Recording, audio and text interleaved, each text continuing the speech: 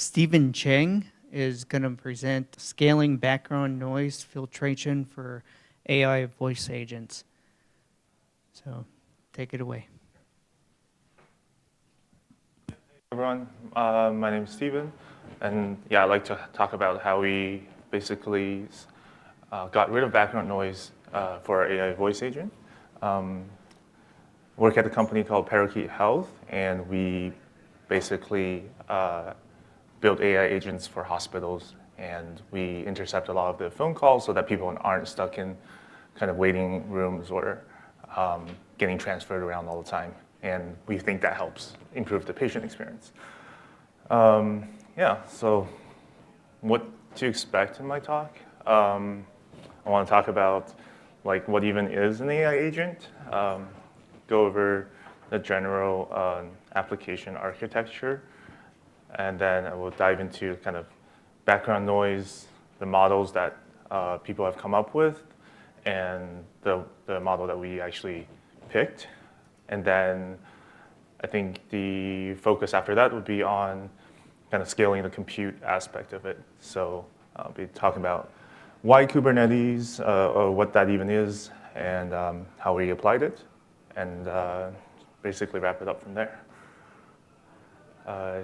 So I think like AI agent is very overloaded term, but and you could probably find a formal definition online or something, but I think to me what that really means right now, given the state of the art, is it's different from LLM or chatbot because it doesn't just like kind of produce text or speech.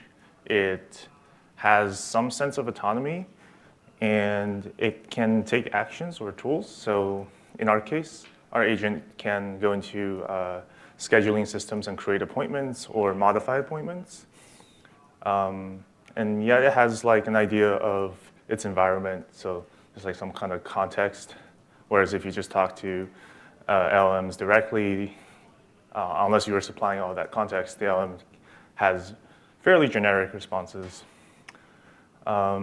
I think some other characteristics that might tell you that this is an agent versus just a kind of chatbot would be it has memory, and maybe it's doing some kind of RAG, so retrieval augmented generation.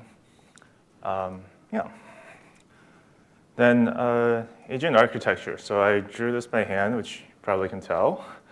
And it's pretty close approximation to what we actually have in production. And I think we kind of have the agent application, which is a Python backend, as sort of the central broker of all things. And then there is like a traditional web backend that basically is the API for getting into our data services. We have more than one database, but effectively that's how the agent accesses data. And we use a commercial LLM provider like OpenAI, or we're also experimenting with other providers. And those are how the responses get generated. And then finally, to serve all this back to the person who calls in, or the person that we call sometimes, we use a text-to-speech service. And then that is ultimately served through the telephony system by Twilio. So I'm happy to maybe dive into it later on, but this is like the overview of the architecture. For my talk today, this is just a closer view of the part that is really relevant to today's talk. And that's, you see like the human is talking to the agent, and the agent takes that voice, right, goes to a speech-to-text service, and then sends that text to the LLM. I should mention that it probably sends the text plus our prompts to the LLM to get sensible responses. And then those responses are piped back to the human, first through a text-to-speech system. It's third party. And then through, like I said previously, Twilio. But the part that was kind of challenging was a lot of times on the human customer side, right, when they're speaking on the phone, there's background noise. And that background noise interferes a lot with the speech-to-text service. And once that's not working, the agent isn't really able to do a lot. Yeah, a little bit more about background noise. So the transcription service doesn't have a lot of things built in to filter out background noise. It has some really basic features, but its main job is really just to take voice and translate it to speech. Sorry, translate it to text, because LLMs are text-based.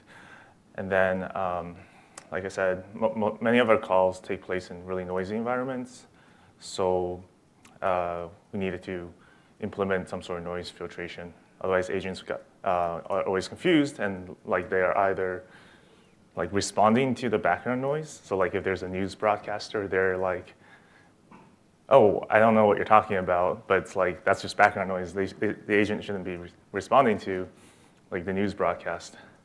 And it's also very frustrating for the people for the patients, because when you call and you talk to a human, I would say 99% of humans are really good at figuring out that that's just a background noise, so they're just going to ignore it naturally. And yeah, so we've determined kind of analytically that this was one of our top UX detractors. Yeah, and then so we looked into noise filtration, and this is kind of a more foundational piece. This isn't something we as engineers actually had to deal with, but I thought it was very interesting. Basically, use short-time Fourier transforms. It's like the first step, and basically what happens, right, is a normal Fourier transform just tells you like kind of the frequencies, the high and low frequencies in audio, but there's a really pretty clever technique where you take small snapshots of the audio, basically like a sliding window algorithm actually.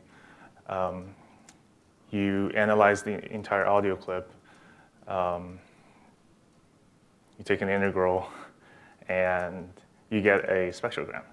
That was a gross oversimplification, but as an engineer, that's like the amount of understanding I have for the mathematics here. But the key takeaway is once you have the spectrogram, then there's a lot of things you can do with that. And I'm not going to talk about some of the older models. I think all of the models, whether open source or commercial, proprietary, they are using deep neural nets. Kind of like the previous slide, I won't like dive into deep neural nets here. I'm sure there's a lot of people at PyData that know a lot more about these things. But for our purpose, the deep neural net processes the spectrogram, and it's trained to kind of judge on, I guess in runtime, it judges quickly what voice is the dominant voice, and then it uses its different layers to filter out the things that aren't part of the main voice. And then once it identifies that, it creates a mask over the original audio. So then the original audio, all the noise is kind of masked over. And then it rebuilds this audio, and you have a clean spectrogram. And then you actually run that previous transform as an inverse of this, and that's how you get back to the audio file. But yeah, there's a lot more you can read about, but that's like the high-level understanding here. So the first thing we tried was something open source called Deep Filter Net. It's really nice because it supports Python kind of natively. I think it is a Python library, and it uses, like I said, deep neural nets. But unfortunately, in production, we found that there were enough times where it actually somehow suppressed the patient's voice, so like the person that we're trying to hear, it suppressed their voice. And we don't know why, and I guess we don't really care. We just know that that's not an acceptable experience. So we looked around, and turns out there's a company out there called Crisp, and they make this commercial AI model. I think it's still deep neural nets all the way down, but what's different about them is they are trained on a lot more data. They're trained, according to their marketing website, 20,000 unique noises, 10,000 clear voices, for a total of 170 plus years of audio. So clearly the open source project wasn't able to obtain that kind of data or train on it. Crisp, unfortunately, was a lot more work because it's traditionally they sold to large enterprises. So they, what that means basically is they don't have like very friendly SDKs that you could just like plug and use, especially in the Python ecosystem. But they do sell just like the model files, and they have some SDK kind of stuff. But basically, the custom implementation involved building a lot of C-type bindings, and then building our own Crisp manager session in Python. The session is very important because the session, once you start a session, right, that's basically the equivalent of a conversation. And within that conversation, once you have that notion of a conversation, the model is able to identify the main voice and then suppress the background. Yeah. So a lot of the work that was required was serving Crisp, and that was actually quite difficult because it requires itself to be embedded within the agent application. So you could host it as a separate service and then pipe the audio to Crisp. But if you did that, then there's a lot more latency in the application, and that would mean like a really kind of not natural experience where the AI agent is pausing for like 3-5 seconds between every turn of speech. So the recommended way to do it is actually to serve the model within whatever main application you have. So in our case, that's just our agent backend, and now we have to serve this additional model that quickly kind of turned our application from something that was very vanilla, right, just a stable backend workload, into something that's very spiky. And empirically, we observed that the kind of millicores hovered anywhere from 300 to 1500 when maybe that's a very noisy conversation. Then the model is doing a lot of work, and you went from like, you know, a third of a core to more than a core. There was a little bit of memory spike as well. I think it's not as significant, but enough so that the existing infrastructure that we're using wasn't going to cut it. The existing infrastructure was just Azure App Service, so like a managed runtime, right? We'll backtrack a little bit. You actually could just run all this on App Service, but what you would have to do is you'd have to upgrade your subscription to, you know, a much larger instance, a much beefier instance, and then that would always be on, and you would be paying like 3 times the amount of compute. And problem with that is not only is it expensive, it's also quite wasteful because we're not talking to people all the time. We actually talk to people only really during business hours for the most part. And it's just not practical to like go in there each night and scale down your subscription. So luckily, like this is a problem that I think many people encountered. Actually, probably a decade ago, and that's why we have Kubernetes, which I guess we're getting to the favorite part of my talk.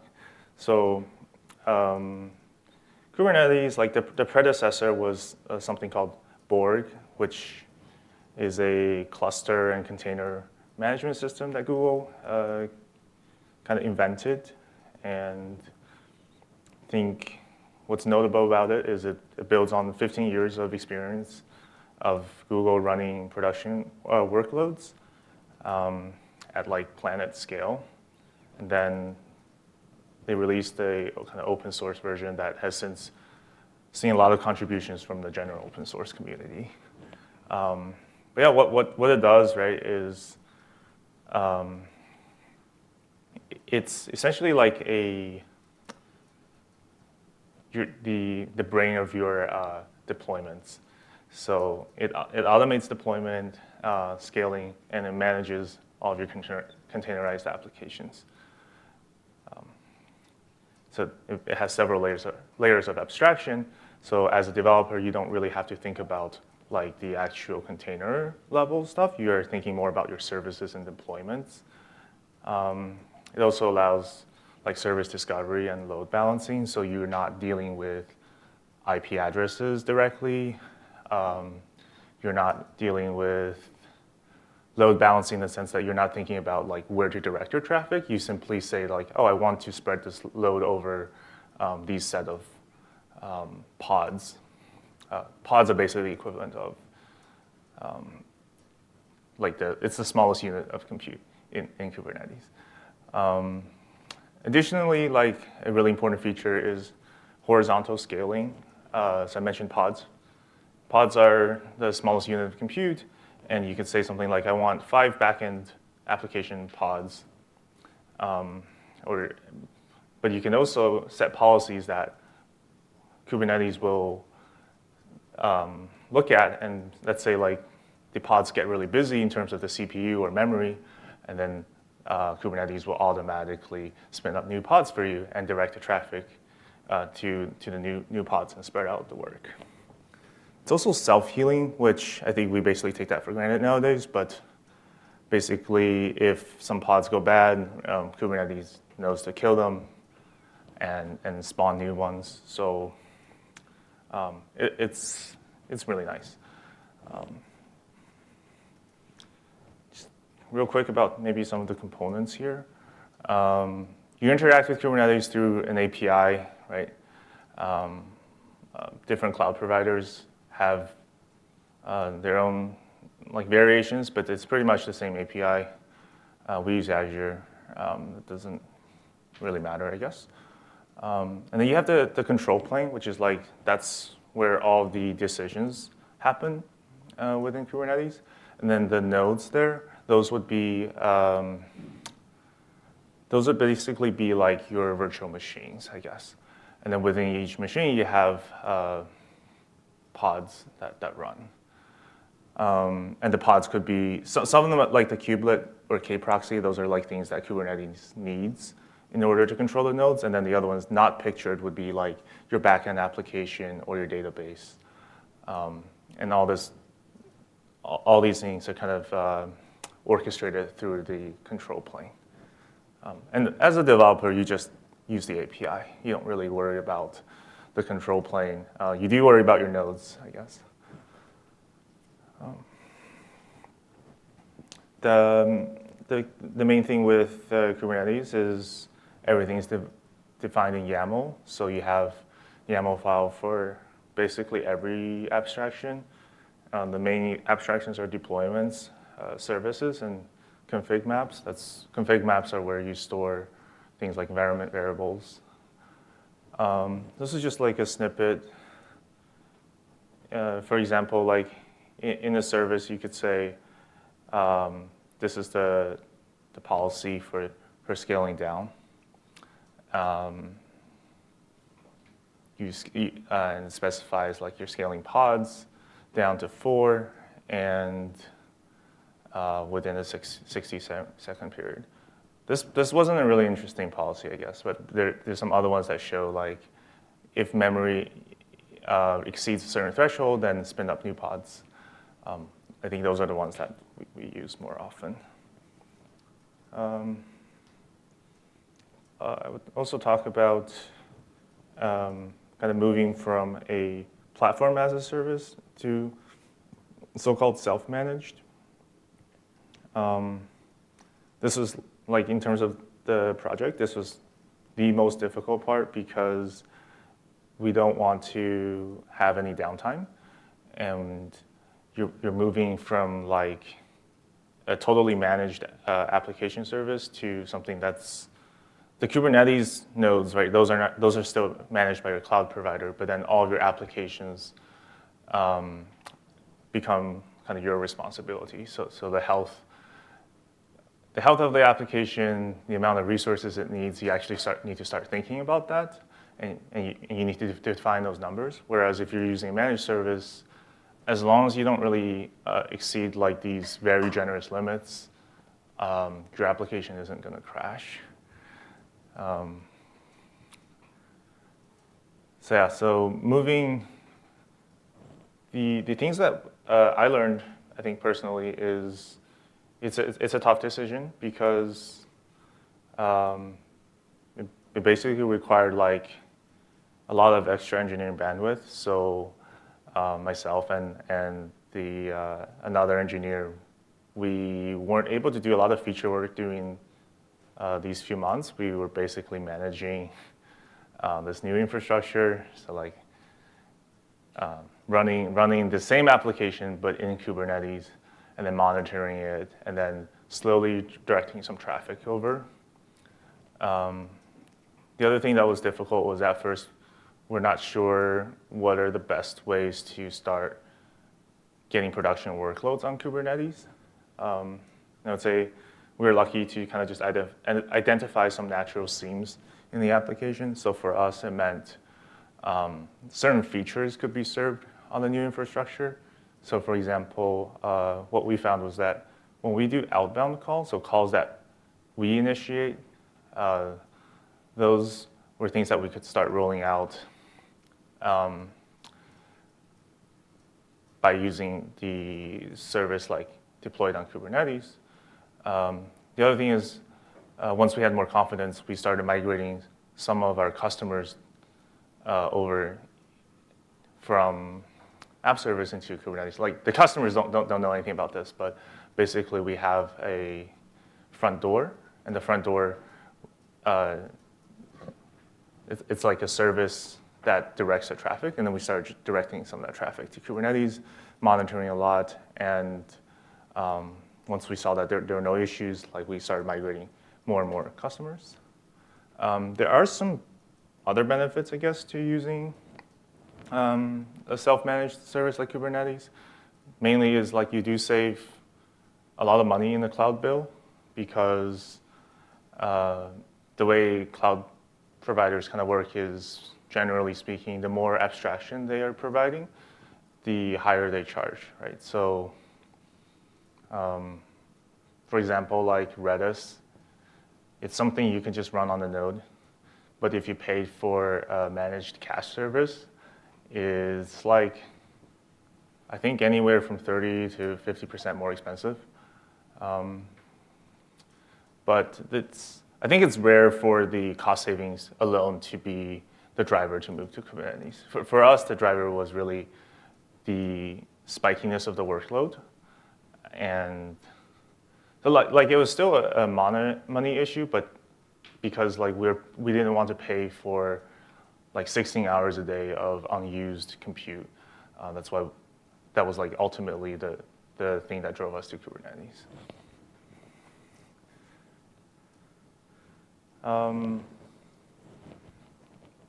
Yeah, so another part that was like very operational and at times like fairly unpleasant was trying to identify the actual numbers that we needed. I pulled some baseline numbers from app service, but in app service, we're not serving like our new models. We're not serving the crisp model, so we don't really know what CPU or memory numbers are good. Did some like back of the envelope math, talked to some of the crisp like support engineers, and we got some preliminary numbers to work with. I would say when in doubt, just like provision extra. So like if you're writing your in your YAML file, right, just whatever you think it is. Like I think we need 1 GB of memory per pod. Just maybe try like 1.5 because you'd rather like over provision than see these out of memory errors, which what that means is like the application is crashing as someone is interacting with the agent. That's not, yeah, that few times of that you could lose the entire customer. This is a screenshot of a monitoring tool called K9s. It's open source. It's very useful. It shows you at any given time kind of a snapshot of all your pods. This is a view of the pods, I guess. So you can see the telephony, that's the AI agent. And you can see the status. You can see how many times it restarted. So those show 0, which is a very good thing. If it had restarted, that means there was some like either application logic issues or some sort of resource constraints that were hit. Some other key numbers here would be like the CPU as a percentage, CPU over R, so like the CPU percentage of the requests. And then over L means like the percentage of CPU over your limit. I guess, I don't know, requests and limits are a pretty big concept in Kubernetes, but request is sort of like what you intend for the application to use, and then the limit is like the application cannot go over that number. I think a really important thing is they're different numbers because request is used for provisioning onto nodes, and the limit is sort of like it gives you some maybe like margin, but if you go over that and then for memory, then Kubernetes will actually go ahead and kill your pod. For CPU, it doesn't kill the pod, it just throttles it. Yeah, it's very important to get both of those numbers right, and there's a lot of discussion online on, like in practice, what you should do. I don't think there's a lot more to say about that, actually. Yeah, then the last thing is I did have a audio clip of kind of the crisp.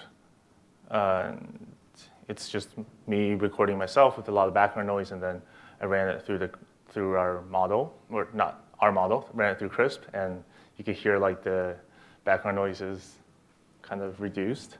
I unfortunately couldn't find the original noisier file, so I guess I have to just believe me that it does something, because you can still hear some background noise, it's just not as much. But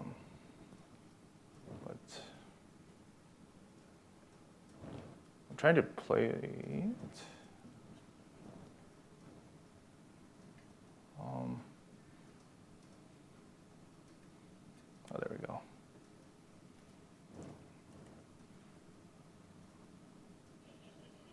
Hi, I'm Steven. How are you? Okay, because it's just my laptop up here, it's probably not that good. Real quick word on like what we intend to do in the future with this is we do need kind of more rigorous evaluations of whether this model is really helping a lot. Like so far, empirically, we have seen that a lot more conversations are able to flow naturally, and then the agent is not getting tripped up as much with background noises. There are still some really tough cases when, let's say you're in a noisy room with other people, then their conversations, those are fairly difficult for the model to filter out. Another thing is because the Crisp is so computationally expensive, we are looking into ways to maybe only serve it on demand, but so far we haven't figured out any good ways to kind of switch it on and off. Ideally, you only need to filter if the person is in a noisy background, but by the time you know that, it's like little too late to make that decision because you'll be introducing quite a bit of latency to kind of flip the model serving on and off. And that's all I have for today. But yeah.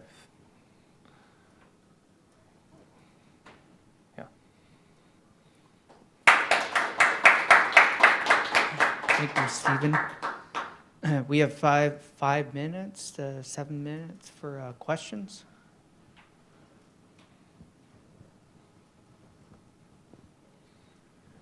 Since this is a healthcare application, do you also have to adjust and you're able to customize CRISP a little bit? Is there anything that you do to retain any clinically significant sounds like coughing or wheezing? That's a great question. It's like something my PM would love to talk about. We don't really diagnose people, so the business use case is people calling in to schedule an appointment or just to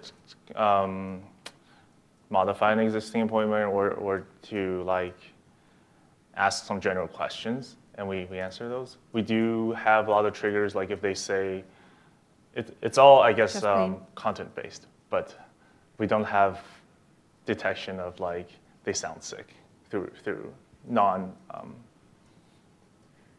non-speech things. Okay, I understand that. Yeah, cool, thanks.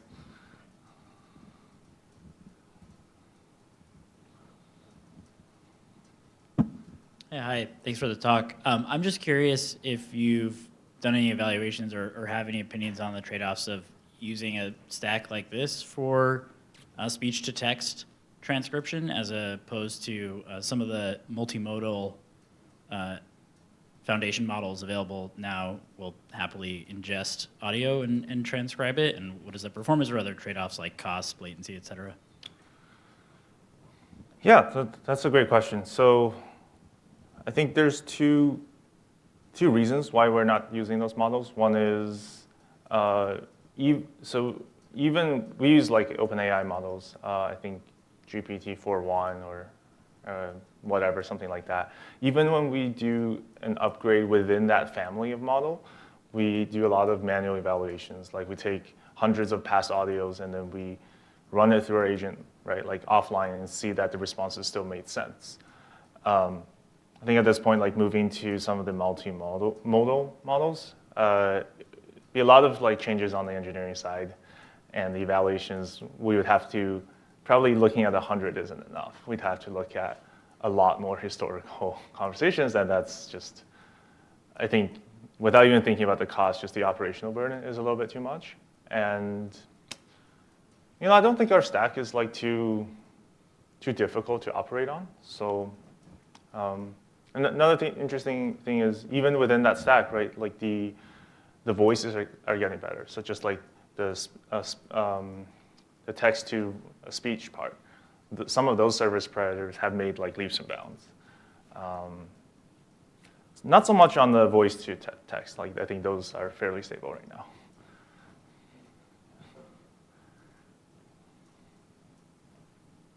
I think we had one more.